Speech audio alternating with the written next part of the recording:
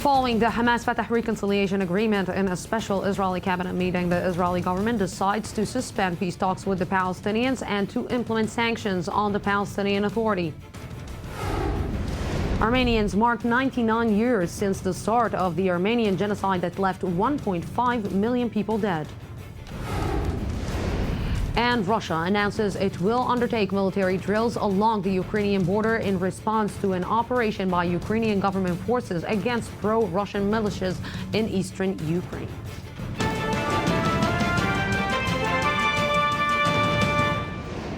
Welcome back to the news today. This is the Daily Debate. Yesterday, a historic reconciliation agreement was announced between Fatah and Hamas, but it seems that there are a lot of problems and questions that have to be resolved, with many difficult concessions from both sides.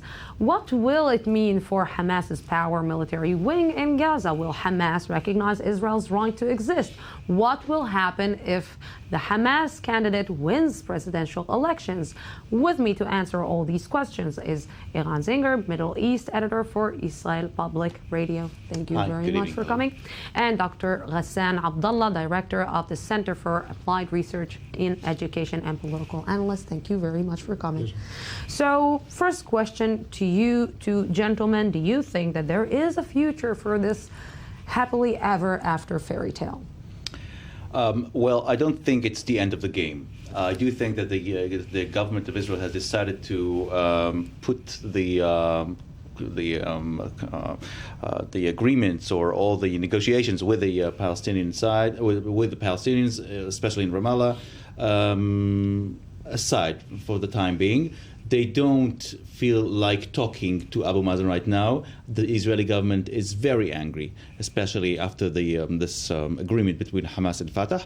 But at the same time, I don't think that Israel is now going to boycott the Palestinian Authority.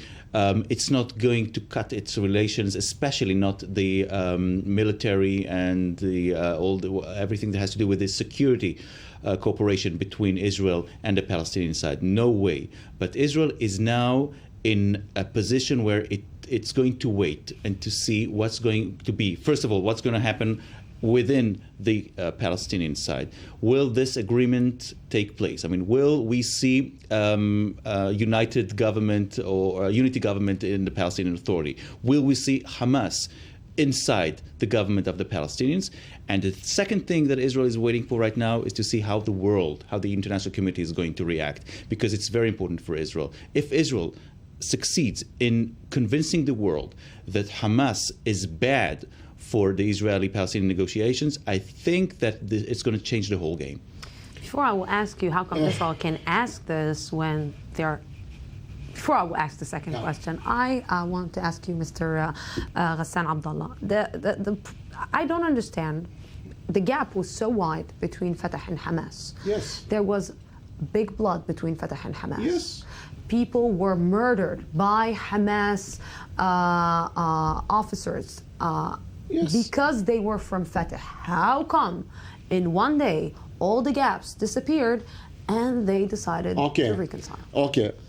First of all, before I respond to your question, excuse me to congratulate not only the Palestinians and the Arabs for this agreement, but also to congratulate the Israeli peace camp and all international peace activists. Why? Because this is a good breakthrough into the future peace process, as Hamas has declared 3 years ago by Khalid Mash'al that they are ready to comply to the PLO political scheme, which is the Palestinian independent state in the West Bank and Gaza with Jerusalem as a capital. Now back to your question. Disputes are there. Disputes between other factions in the PLO Executive Committee are there. Inside Fatah, you have differences. Between Fatah and other Palestinian factions, there are huge political differences and gaps even. But all the Palestinian factions have agreed upon what we call it the Palestinian National Project, which is represented in the need to end occupation and having a Palestinian independent state. Can it really hold? I am so optimistic that it will hold. Ask me why. Why? For two reasons. The first reason, the present leadership of Hamas has come to a final conclusion that this is the last final stage of their political presence in the area. If they do not comply to the agreement, then they are going to perish. This is number one. Number two, look where the place where the people were meeting yesterday. They were not meeting in a parliament. They were not meeting in official offices. They were meeting at Ismail Haniyeh's home. And in Arab culture and Arab traditions, this means that the family members who were fighting each other have agreed to be united again for the sake of the Palestinian national I want to take what scheme. you just said, if the I'm key not word. mistaken, it was Ehud Barak, the former prime minister, who was meeting Yasser Arafat at his home back then. And look what happened from then. Thank you. Yasser Arafat is the one who asked to meet Barak at his home. Okay, thank you. So I want to take this key Yes. word, at his home. Israel probably knows and knew about this coming reconciliation. Israel is already, let's say, have understanding. They're having a certain cooperation with Hamas. Why is Israel bothered so much about this reconciliation? Well, it depends who you ask. If you ask the right-wing elements inside the government, they will do anything to put an end to this process. They don't want a Palestinian state. But there are other elements in the Israeli government, in the Israeli cabinet, who wish to proceed with this process. Now, the question is, I was following all the reports today on the Palestinian and the Arab media, and everybody was using the word masrahiyya, which means show. It's all a show. It's not going to happen. So you have some people say that, like you, that are very optimistic, who say that it's going to happen. But you have people inside, including inside the Israeli government, who say it's all a show. It's not going to happen. No way that they can do something about the gap that they have so far. But if they do, Israel will have to ask itself, can we go on negotiating with an element which is considered by the international community as a terrorist element? It seems that you have misunderstanding to the meaning and to the core meaning, understanding of the agreement between the two yesterday. So please explain to me. Fatah did not mean yesterday to pull Hamas to its own political beliefs. Neither Hamas did. What they have managed to do is to put together the efforts of each other in the political Palestinian national project. This is number one. Back to your question. I think the Israeli government found it a good opportunity to create a very weak, tiny allegation. Why? Okay. Because the Israeli government has been in the process of negotiations with Abu Mazen for 7 years before this agreement. And please let me know, what did the Israeli government deliver in order to improve and push forward the negotiation process?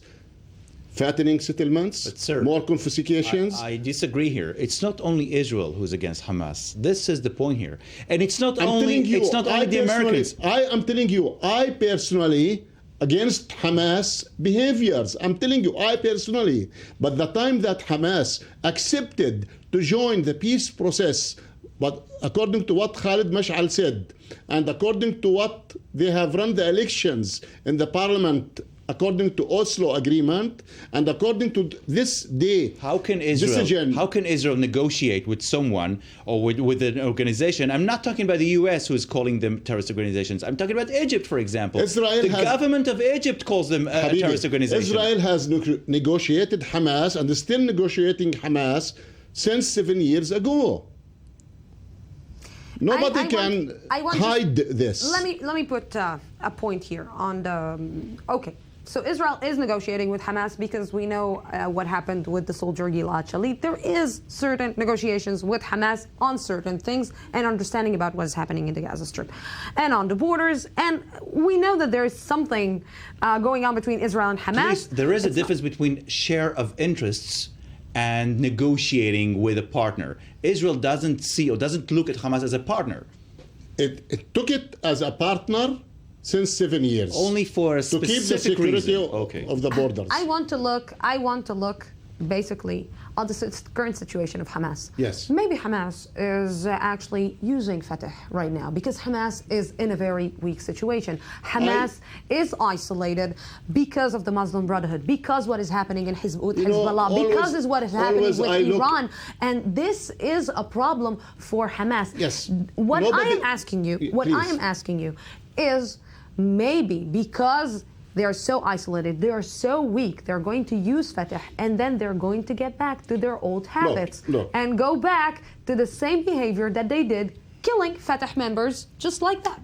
Yeah. Your feelings are legal, and nobody can deny that the status of Hamas and the Muslim Brothers have been shaken because of what's going on in the Arab countries these days.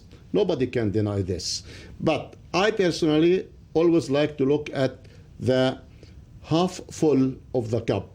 You see, I don't want to keep even though it's broken. Yeah, I don't want to keep suspecting and doubting Hamas. This is an opportunity. We have to test Hamas. They earned it even among the Palestinians. Yes. We have to give them the opportunity.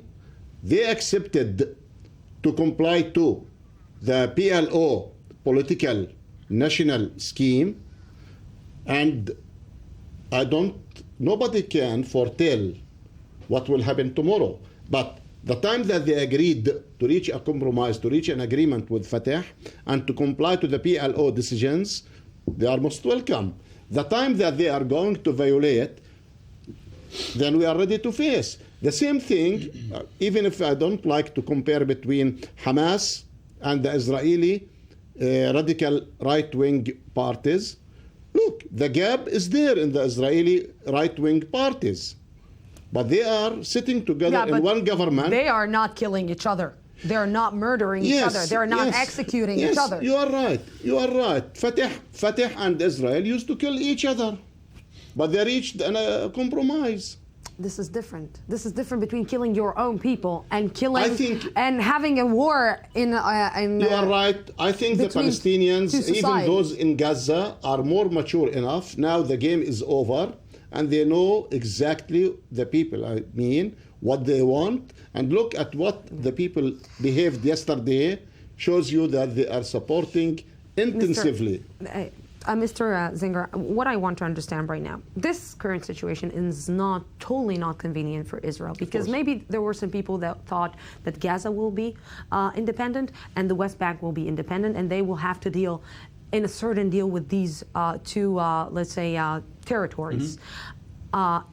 Where does it put right now Israel? How the negotiations? What is the way that the negotiations are going to go to? As I said, Israel is now waiting to see what is it a real agreement or another measure taken by the Palestinian president to try and convince the international community to act against Israel, like going to the UN, like threatening to do something with the Palestinian Authority, to cancel the whole thing. And if it's a real agreement?